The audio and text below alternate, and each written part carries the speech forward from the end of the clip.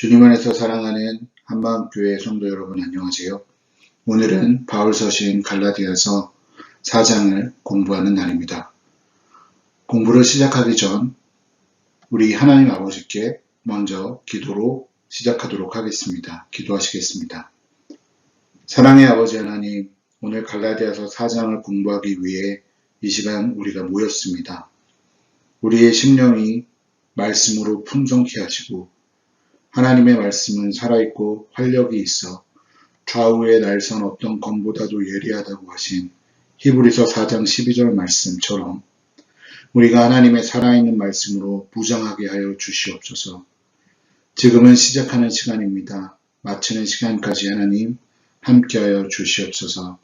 이 모든 말씀 우리 주 예수 그리스도 이름으로 기도하옵나이다. 아멘.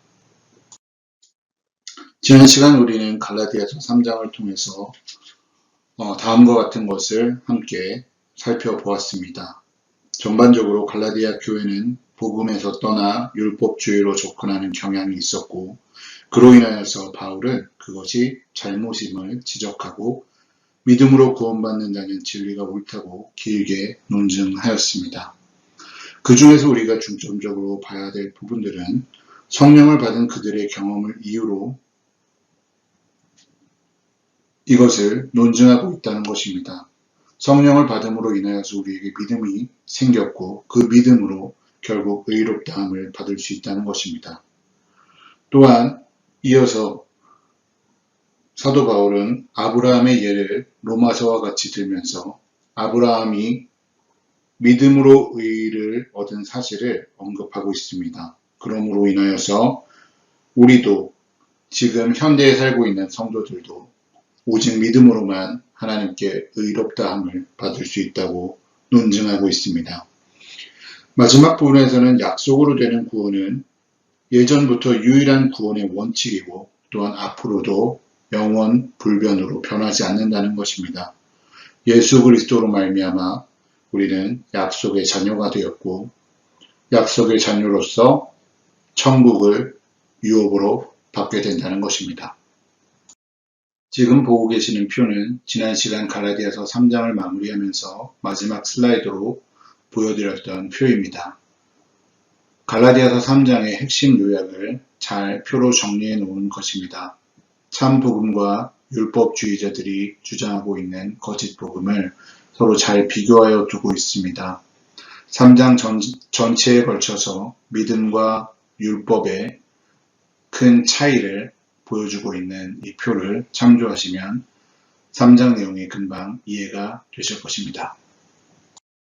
오늘 우리가 함께 다뤄볼 말씀은 갈라디아서 4장입니다.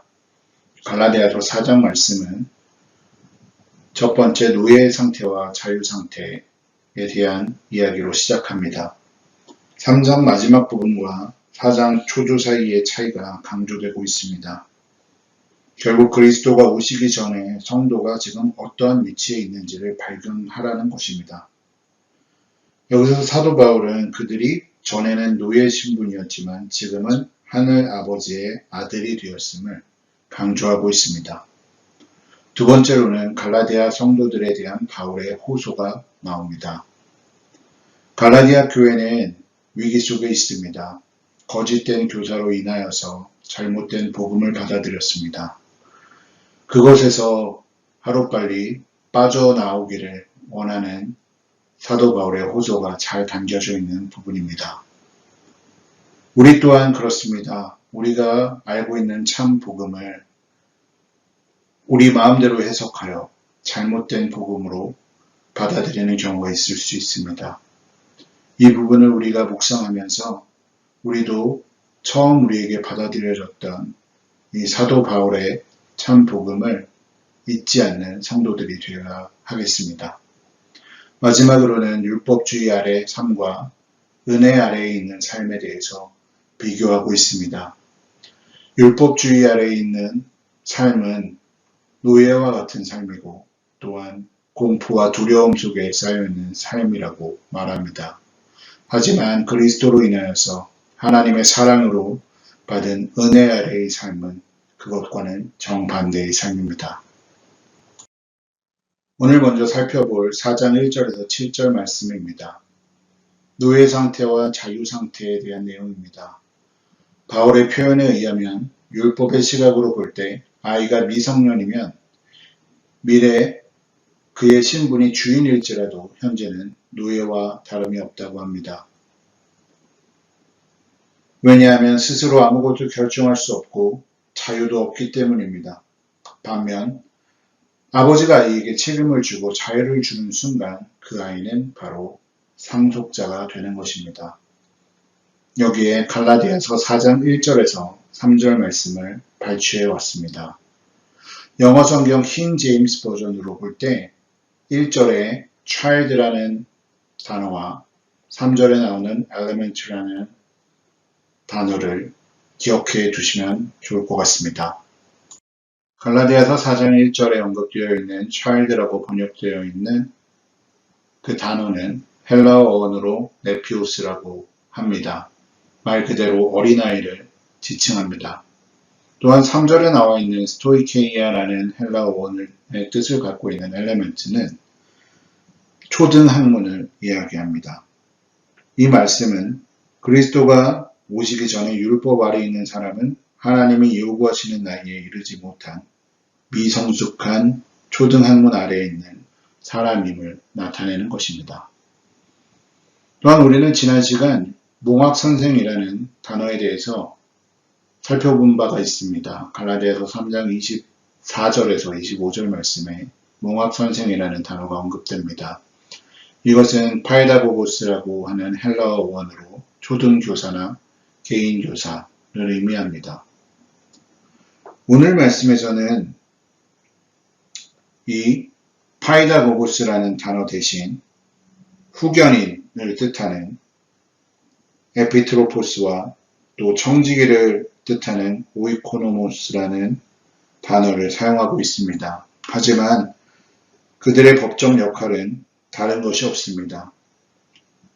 유사한 단어일 뿐입니다. 이것이 바울이 생각한 율법 아래 사는 사람들의 상태를 이야기하는 것입니다. 이것은 로마의 법률대로 부친이 사망한 후에 남아있는 미성년을 위해서 관리인을 세우는 제도로 실제로 있었던 제도를 비유해서 말한 것입니다. 그 제도는 미성년은 성인이 되기까지 보호자의 감시를 받도록 되어 있는데 그처럼 우리 성도들도 그가 진정한 신앙에 이르기 전에는 율법의 다스림을 받는 정도에 있어야 하고 영적 자유를 누리지 못한다는 것을 의미하는 것입니다. 3절에 나와 있는 그리스도가 오시기 전의 모습은 어린아이, 말 그대로 율법의 노예, 그리고 세상의 기초적 원리나 낮은 영들의 노예로 있었음을 의미하는 것입니다. 여기서 말하는 것은 자연 종교를 가진 이방인들도 포함될 수 있고 또한 율법주의 아래 잡혀있는 유대인들을 지칭하는 것이기도 합니다. 오늘 말씀 갈라디아서 4장 5절에 보면 율법 아래 있는 자들을 속량하시고라는 표현이 나옵니다. 5절 말씀에 나와 있는 속량하시고라는 표현은 헬라어 어원으로 엑사고라세라는 것입니다. 이 뜻은 사서 자유하게 했다는 뜻입니다. 오늘 말씀 4절에서 5절 말씀을 살펴보면 하나님이 그 아들을 율법 아래에 나게 하셨다고 하셨습니다. 거기에는 분명한 목적이 있습니다. 그 목적은 5절에 나와 있는 것처럼 율법 아래에 있는 자들을 속량하기 위함입니다.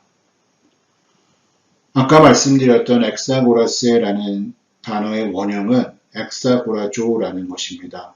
이 엑사고라조라는 뜻은 누군가 노예의 몸값을 지불하고 그 노예로 하여금 자유인이 되게 하는 행위를 말한다고 합니다. 이러한 속량을 받으면 속량에 대한 결과가 따라옵니다. 그 결과는 다음과 같이 세 가지로 오늘 말씀에서 나타나 있습니다. 첫 번째는 아들의 명분을 얻게 하려 함이라고 말하고 있습니다. 이것은 양자로 번역된 로마서 8장 15절에도 같은 단어로 쓰이고 있습니다. 두 번째로는 그 아들의 영을 우리 마음 가운데 보내사 아바 아버지라 부르게 하셨느니라 라고 6절에 나와 있습니다. 베드로후서 1장 4절에 보면 하나님의 성품에 참여하는 자가 되게 하신다고 나와 있습니다. 하지만 이 말은 오해를 하면 안 됩니다. 우리는 하나님이 될 수 없습니다.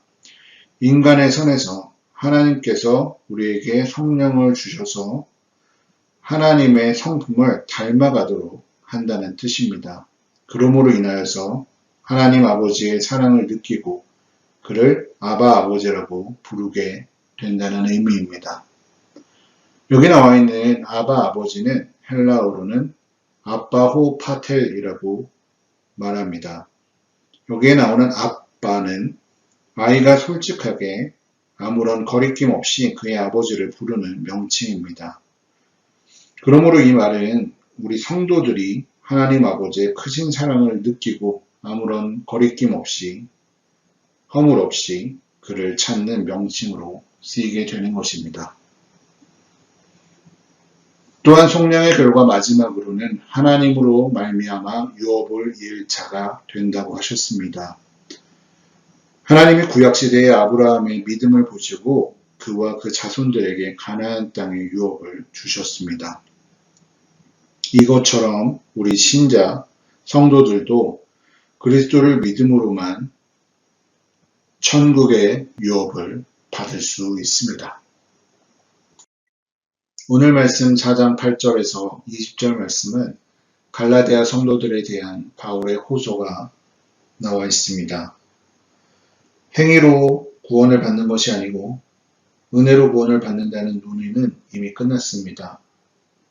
바울은 그의 회심자들이 옛 이방 종교의 노예로 있었던 상태로 다시 돌아가는 것을 보고 너무나 놀랐습니다.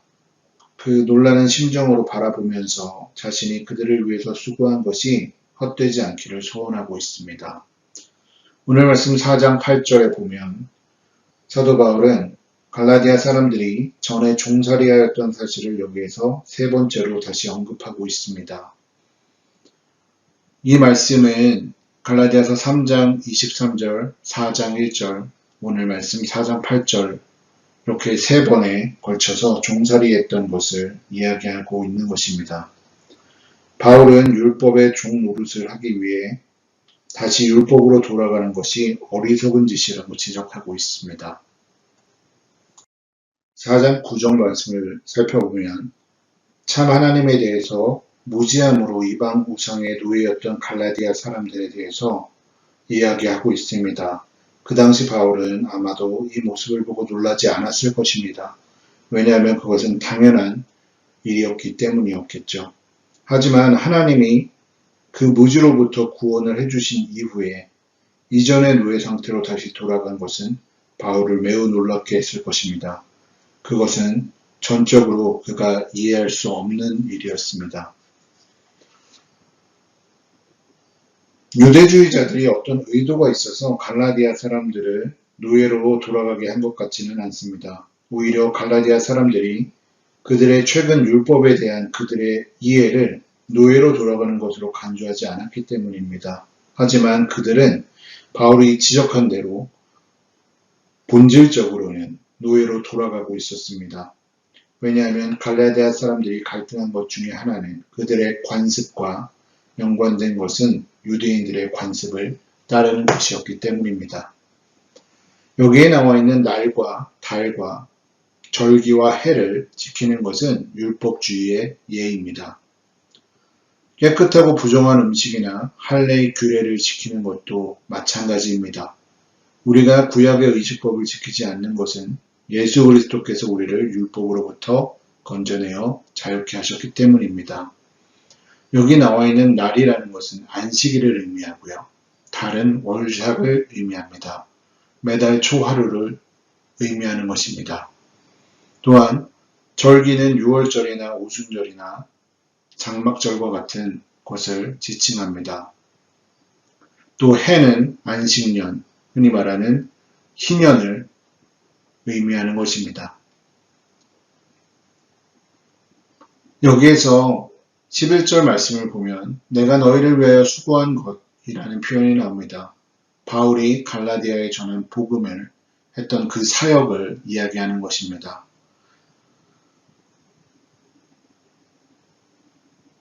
하나님의 복음을 전파하여 그들로 믿어 구원받게 한 일을 이야기하고 있는데 그 구원은 예수 그리스도의 구속으로 말미암은 의를 얻으며 율법으로부터의 자유를 얻는 것입니다.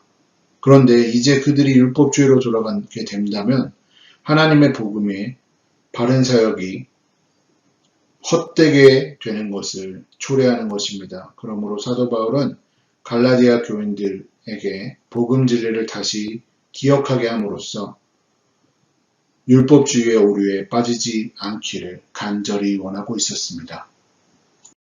사도 바울은 이 부분에서 갈라디아 성도들에게 자기를 끝까지 본받아 믿음으로 구원 얻는다는 진리에 머물러 있으라고 권면하고 있습니다. 내가 너희와 같이 되었은즉이라는 표현이 12절에 나옵니다. 바울이 이방인들에게 복음을 전하기 위해서 유대주의의 의식적 율법을 버리고 이방인들과 같이 되었다는 의미입니다. 이 말씀의 근거는 고린도전서 9장 19절에서 23절에 언급되어 있습니다. 사도 바울은 자신이 엄격한 율법 준행의 삶을 버렸다고 말합니다.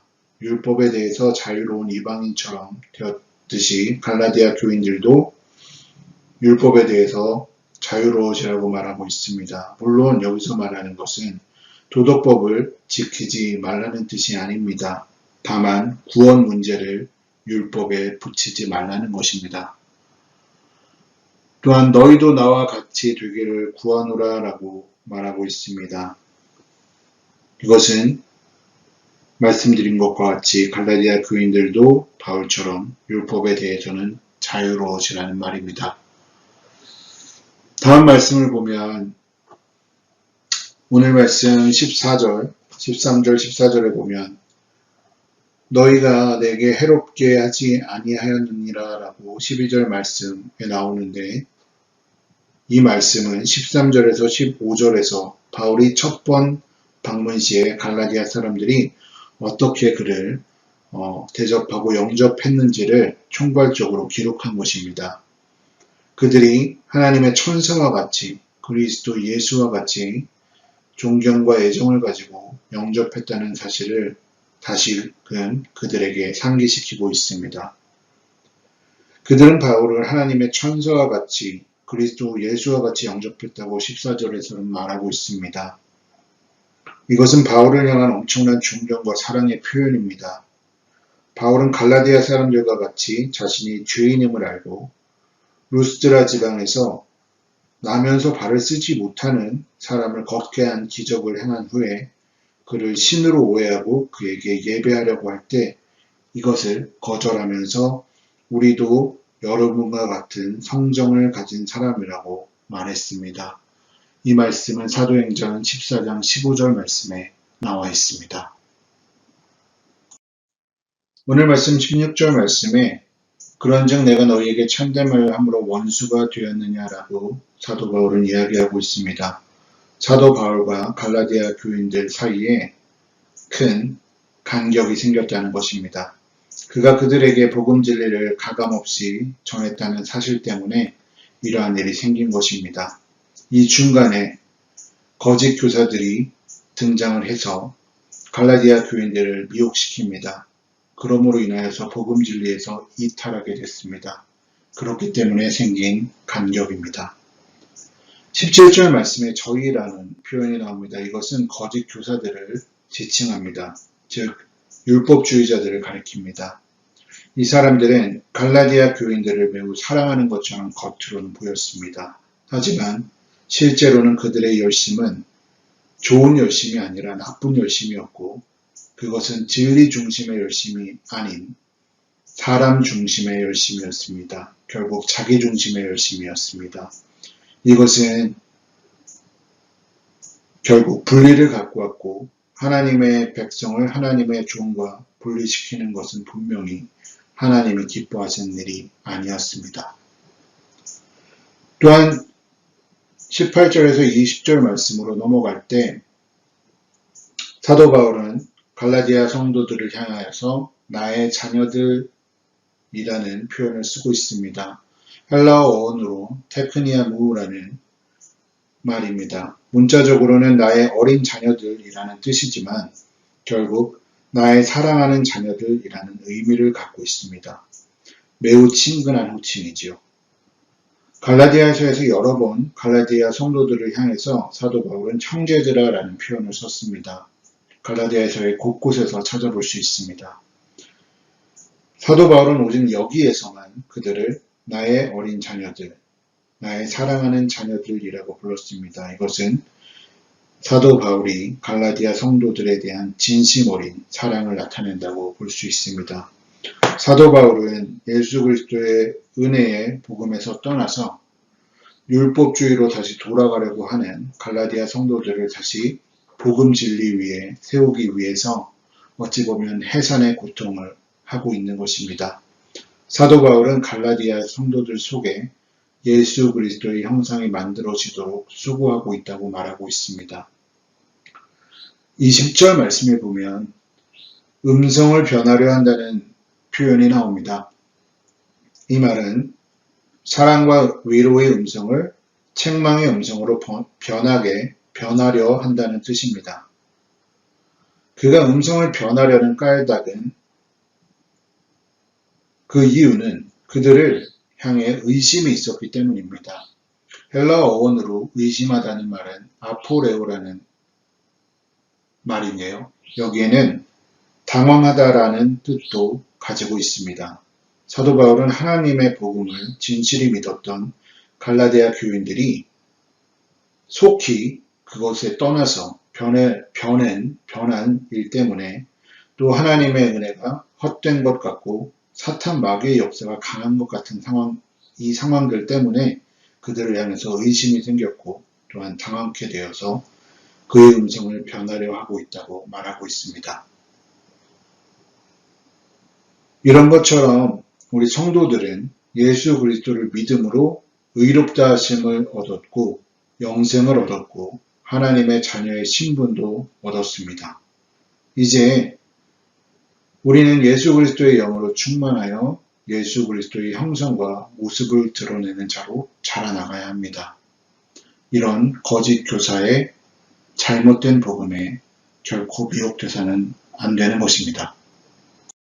오늘 말씀 4장 말미에는 사도 바울이 비유, 은유로부터 갈라디아 성도들을 향해서 호소하고 있습니다. 사실 오늘 말씀 4장 8절 말씀에서도 사도 바울은 하나님이 부르신 자유의 사람으로 머물러 있기를 갈라디아 성도들에게 호소한 적이 있습니다.